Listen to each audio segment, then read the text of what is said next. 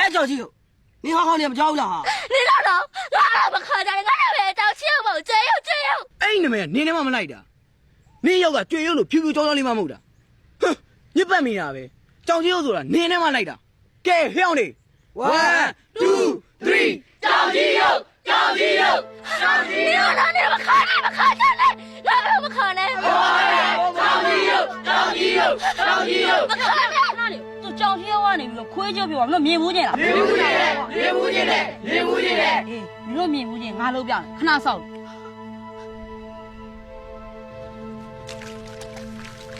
等了好嘞，妹妹，你我等了好嘞，妹妹。张天王的亏起要票，老表妹。俺哪边了？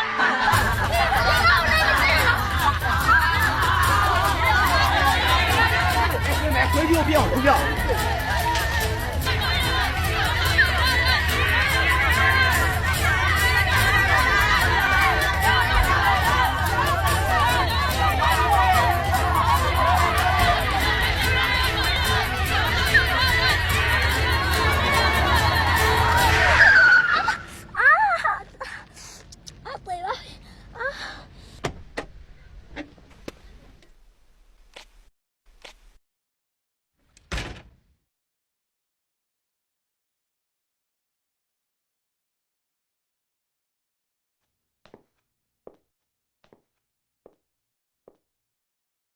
哎，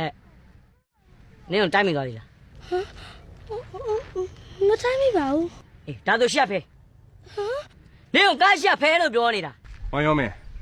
ကလေးမလေးကချော်လဲပြီးခြေထောက်နာနေတာထင်တယ် ဟာသူကသူကမေးကြတာလို့ဖြစ်တာကျွန်တော်တို့နဲ့ဘာဆိုင်လို့လဲဟဲ့သွားဖဲလို့ပြောတာသွားဟာထားပါစို့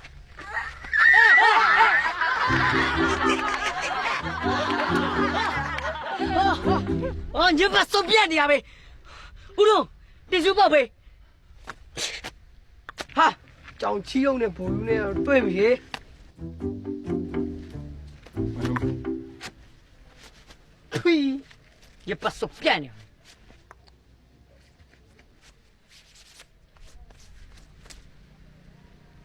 哼，သွားမယ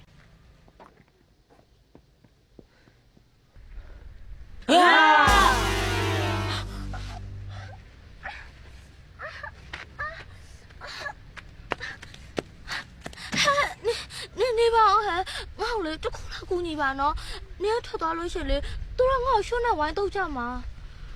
အဲ့ဒါမှဖြစ်ငါနဲ့ပါစား ငါချောက်လို့ပါဟဲ့ခြေတော့ကလည်းနာနေတော့ငါထွက်လည်းမပြေးနိုင်တော့ဘူးဟိုနင်ကလေတတိရှိရဲ့ပုံစံဆိုတော့သူတို့ကနင်ပြောရင်ကြောက်ရင်ကြောက်မှာ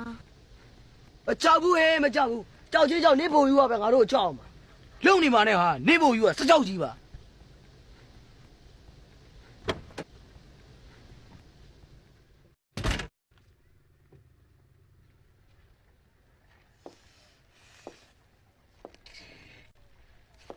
ဟဲ့ဘိုးကြီးရောဘယ်ကဘာဖြစ်လို့နှာခေါင်းပိတ်တာ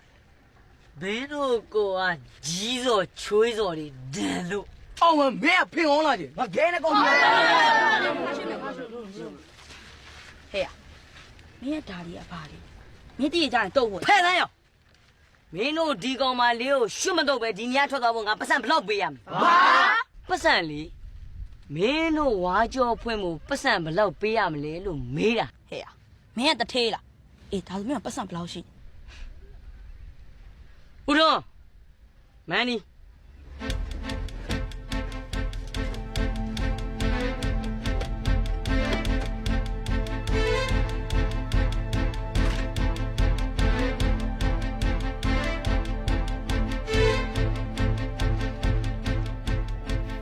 မင်းတို့ဒီကောင်မလေးကိုဒုက္ခမပေးဘူးဆိုရင်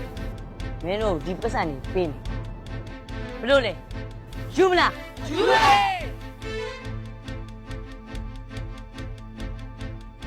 ကဲရောက်ပါ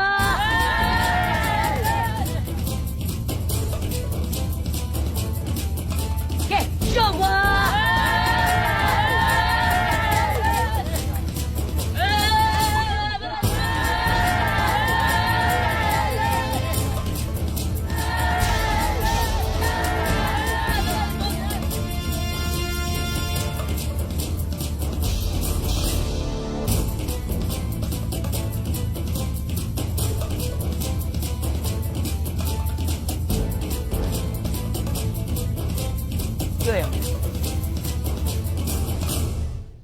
ပတ်စံရှင်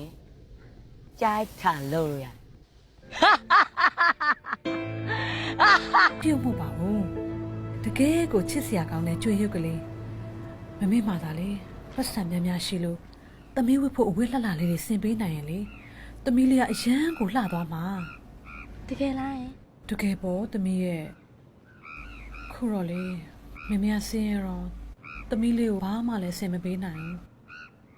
ပြီးတော့ရက်ွက်ထဲကအိမ်နေရလဲလေသမီးလေးကိုလက်တို့လက်တောင်းခေါ်ပြီးခိုင်းနေကြတော့သမီးလေးကနေပူထဲမှာအလုပ်လုပ်ပြီးငယ်ငယ်တော့အလိုအသားမဖြူနိုင်တော့ဘူးပေါ့သမီးလေးကိုချမ်းချမ်းသာသာထားနိုင်မယ်လို့မျိုးများရှိလို့ရတော့လေမမေရေခွဲခံပြီးသမီးလေးကိုမွေးစားဖို့ပေးလိုက်ချင်တော့တာပါပဲ ဟာတမီးကတော့မမေနဲ့ဘယ်တော့မှခွဲမသွားဘူးပတ်စံမရှိလဲမမေရှရင်ပြောတာပဲတမီးကိုလည်းဘယ်သူမှပေးမဖြစ်ပါနဲ့နော် အတက်ပါလေအဲ့ဒါကြောင့်ချစ်နေရတာ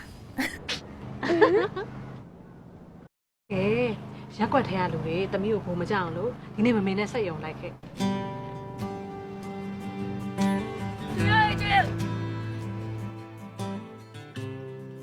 တချို့အဲ့ဒီကငါအတွက်လာရင် အေးပေါ့ဟာရော့အရှင်းမပြောဝင်နေမယ်စားငါမှဟာလမ်းလေးရေပေါ်မှာဆိုလို့အတက်ကိုပြေးလာတာမောလိုက်တာဟာ ငါလည်းခုပဲရေကချောင်းစားကြတာအတော်ပဲ ဟွန်းအငမ်းမကြနေရပဲကဲနေစားနေချင်ငါသွားလိုက်အောင်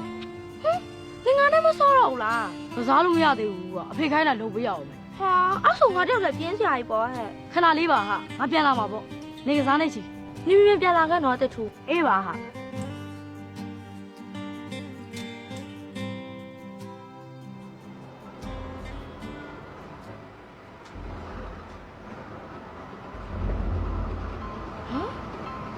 ထိကိုင်းရဟာဟုတ်ကောင်ရောမင်း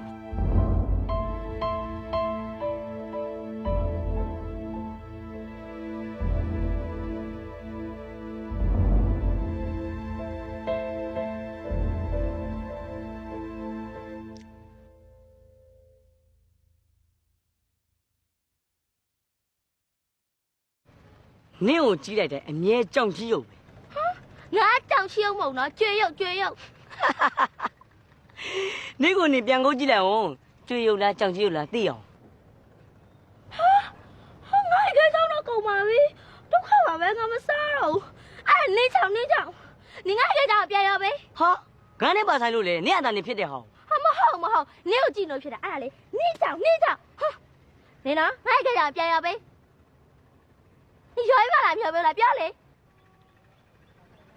နင့်ဟာကိုပြန်ရောပေးရင်နင်ငါနဲ့ကစားမလား မကစားပါဘူး။နေရာကြောက်ရကောင် နင်တစ်နေ့ကိုရေခဲကြောင်နှစ်ချောင်းတော့မစားကြဘူးလား ။ဟမ် နင်ငါနဲ့ကစားရင်တစ်နေ့ကိုရေခဲကြောင်နှစ်ချောင်းတစ်လတိတိစားလို့ရတဲ့ပတ်စံပေးမယ် တကယ်လား အေးပေါ့ဟမ်ဒါပေမဲ့ငါညစ်ပတ်တဲ့လူနဲ့မကစားဘူးနော်နင်ပါဇက်တွေလက်တွေကိုတုတ်လာ ။အော်အေး။အော်ဒါဆိုကစားလို့ရည်မလားယင်။ဘာလို့ထိုင်ကစားမှာလဲ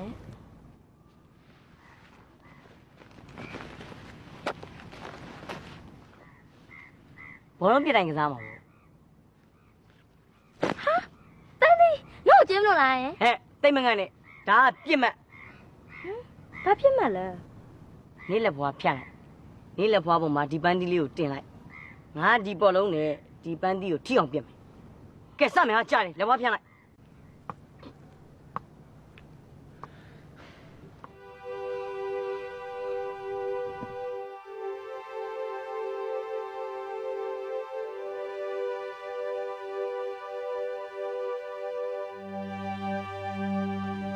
ကဲငါပြစ်ပြီနော် 1 2 3အာ ။ထိလည်းမထိဘူး စကားမများနဲ့ဘောတော့ကောက်ကြီး ။နင်မလည်းကောက်ပါလား ငါမကောက်ချင်လို့ရေခဲချောင်းကိုပေးပြီးနင်းကိုဘောကောက်လုပ်ခိုင်းတာပေါ့တော့ကောက်ကြီးတွား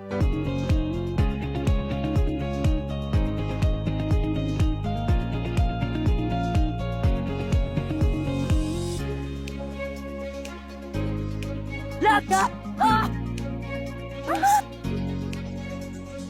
快点。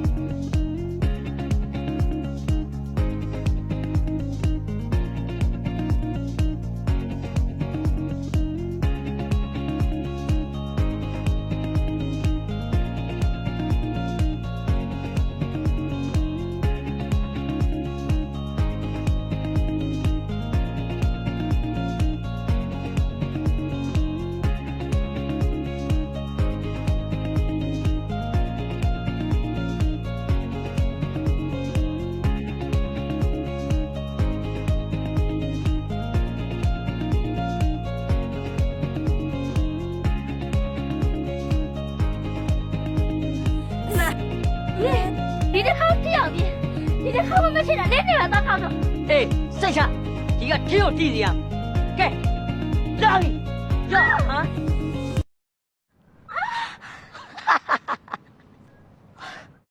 ဟဲ့ခလေးတော်တော့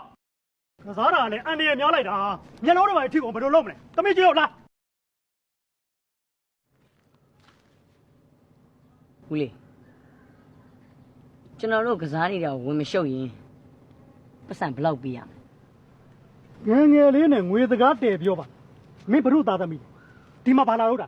စိတ်မရှိပါနဲ့ခင်ဗျာစိတ်မရှိပါနဲ့ဟိုဒီကလေးကဒီလိုပဲပြောတတ်လို့ပါဟောရောမင်းဟိုမင်းဆရာမကိုဝင်တွေ့လိုက်အောင်လာ ကျွန်တော်ဆော့လို့မပြီးသေးဘူး နောက်မှဆော့ပါကွာအိမ်ပြန်နောက်ကျနေလေလာ ဦးလေးဒါဆိုသူ့ကိုအိမ်ခေါ်ရမယ် ဟာမဟုတ်တာကွာဘယ်လိုလုပ်ခေါ်သွားလို့ရမှာတော့ ပတ်စံပေးရမှာဘူး ပတ်စံပေးတယ်ဘယ်ဖြစ်ပါမလဲသူ့မှာလည်းမိဘတွေရှိပါမယ်ဘယ်ခွင့်ပြုပါမလဲ ပတ်စံပေးခွင့်ပြုမှာဘူး ဟာဒီကလေးနဲ့တော့ခက်နေပြီ ဦးဆုံးဒီကောင်မလေးကခိုင်းလို့ကောင်းတယ်ရေ သူအမျိုးကမင်းဝယ်နေကြကစားစရာတွေလိုမျိုးပတ်စံပေးတယ်မရဘူးကွာ မောင်ရောမင်းရေပါနားလေ ဟိုမှာသားဆရာမခေါ်နေတယ်ဒါတော့ ခဏနေအောင်ဟဲ့နေရပြီနော် ဟိုဘက်ရက်ကွက်မှာ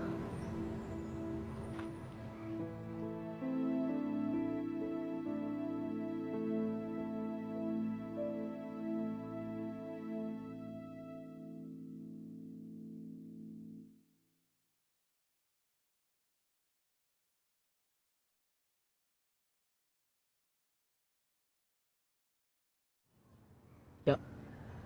စားလိုက်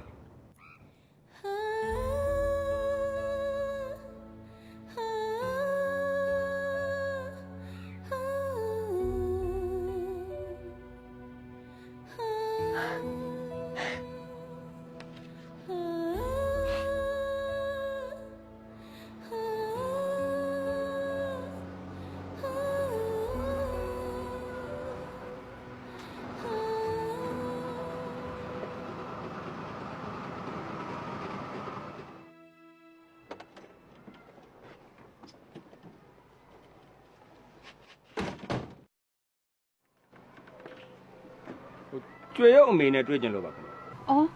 ကျမပါပဲရှင်။ကြွပါ။ဒီမှာထိုင်ကြပါရှင်။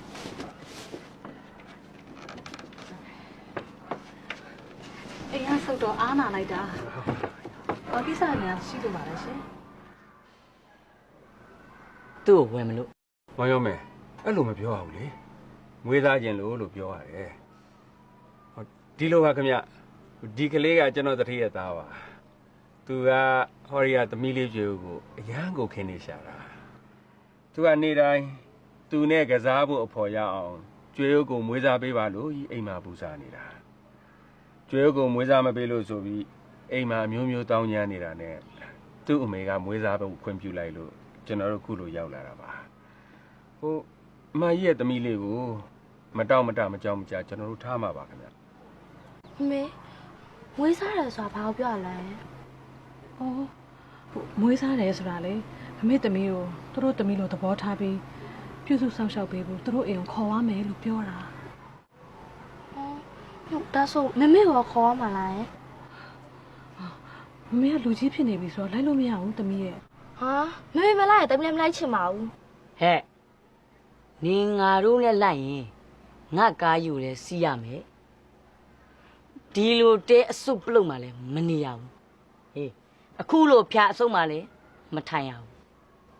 စူပါစက်တီပေါ်မှာဇိမ်နဲ့ယူစမ်းရေခဲကြောင်းပန်းသီးချောကလက်ကြိုက်တယ်လို့စား ဒါပေမဲ့လေငါနဲ့ဘောလုံးတွေကိုလိုက်ကောက်ပြီးတော့ဘောကောက်လုပ်ပေးပါမလားမလိုက်ချင်ပါဘူး ။ကဲကြားတဲ့အတိုင်းပါပဲရှင်။သမီးလေးကလေကျမကိုသိချစ်တာ။ तू ကျမနဲ့ခွဲနိုင်မှာမဟုတ်ဘူး။ကျမလည်းလေသမီးလေးကိုကောင်းစားစေချင်ပါတယ်။ဒါပေမဲ့ငွေပုံမှာထိုင်ပြီး तू ရင်ခွဲနေမှာတော့ကျမမကြည့်ရပါဘူးရှင် အမကြီးပြောတာလည်းမှန်ပါတယ်ခင်ဗျာမှန်ပါတယ်ဟိုဒါပေမဲ့လိုရမယ်ဒီလိမ့်စာကပ်ပြားလေးတော့ယူထားပါလားဟိုတနေ့နေ့တစ်ချိန်ချိန်အမကြီးများစိတ်ပြောင်းခဲ့ရင်ကျွန်တော်တို့စီကြီးဆက်တော်ကိုလိမ့်စာပါပါတယ်ခွင့်ပြုပါဦးခင်ဗျာ ။ဟုတ်ကဲ့ပါ။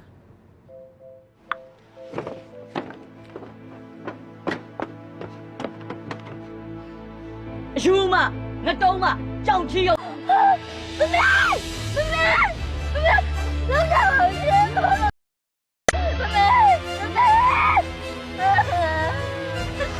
ကြောက်ပါဦးရှင်မမေလာခေါ်လို့မရဘူး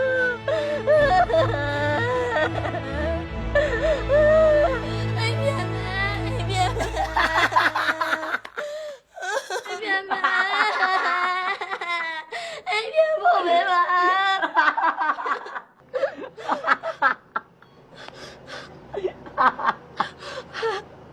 အိမ်ပြန်ဖို့ပဲပါနော်ဟောဒီမှာမနေချင်လို့ပါငါ့အိမ်ပြန်ဖို့ပဲပါနော်ငါတောင်းမှငါ့အိမ်ပြန်ဖို့ပဲပါနော် နေအိမ်မှာဘယ်သူမှမရှိပဲနေကဘာကိစ္စပြရမှာလဲ ငါ့အိမ်မှာမမေရှိရဲ့ နေအမေကရှော့ကြီးပဲဟာဦး မတဲဘူးမမရှိရဲ့မမတဲဘူးငါ့အိမ်ပြန်ဖို့ပဲပါငါ့အိမ်မှာမမေစောင့်နေတာငါ့ကိုပြန်ဖို့ပဲပါနော် ငိုရီးရတယ်ရီးရတယ် နားကြီးလိုက်တာရောမိရဲ့ဒီဟာမလေးရောက်တဲ့တပူပူတီကြီးနဲ့စိတ်ပြက်စရာကောင်းတာဟဲ့အိမ်မှာကြက်တရေကိုမရှိဘူးဒီဘာစက်ကုန်နေမြဒီဟာမလေးကိုခေါ်လာတာလားဟမ် သားရောက်တဲ့နေရတာပြင်းလို့သားနဲ့ဆော့ဖို့ခေါ်တာ ဟဲ့ပြင်းလို့ရှင်ကစားကြနဲ့ဆော့ပေါ့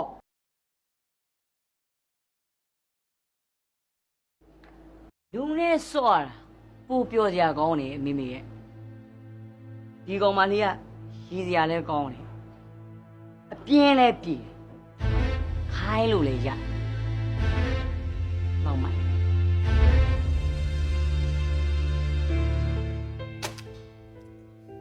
ငါနေကြတိစားခြင်းပဲခွာပေးရန် တစ်ထောက်လုံးခါပေးရမှာလား ဟုတ်တယ် မခွာချင်ဘူး မခွာပေးရင်